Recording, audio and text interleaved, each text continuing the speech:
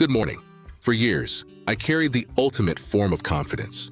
I believed I knew my purpose from a young age. I was the student most likely to succeed, the person whose life seemed to bend in his direction.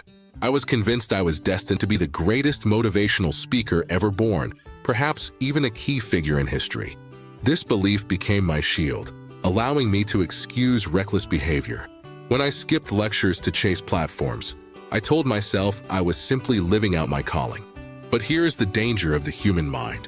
It has an incredible ability to fool itself. And my life was about to reveal a terrifying truth. As I stepped onto real stages, I encountered speakers with true, raw pain, stories of abuse, poverty, and sickness. Their struggles gave their words weight, and next to them, my perfect life felt hollow. In a desperate, misguided attempt to validate my purpose, I did something unthinkable. I prayed for pain. I asked God that I may also experience grief.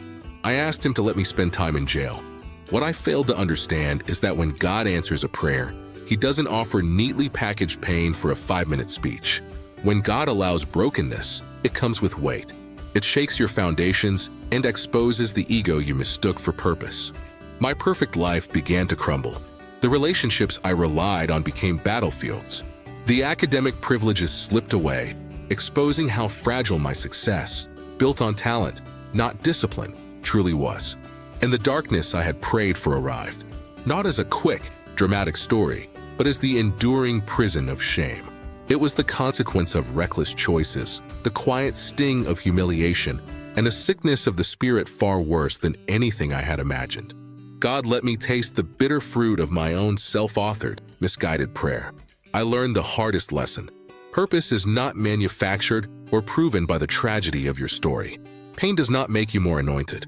God stripped me down, not to destroy me, but to teach me that my value was never in my resume, my applause, or my story. My value was, and still is, in Him. Redemption wasn't an instant fix. It was a quiet process. God wasn't interested in restoring my image. He was after my identity. I stopped treating God like a career manager and finally embraced Him as my Father. I learned that the greatest purpose is not found in the spotlight of success or the shadows of failure. It is found in complete alignment with the author of your story. I no longer strive to be the greatest speaker. I strive to point people back to the one who redeems every broken prayer and who turns even our most misguided cries into an instrument of grace. Thank you.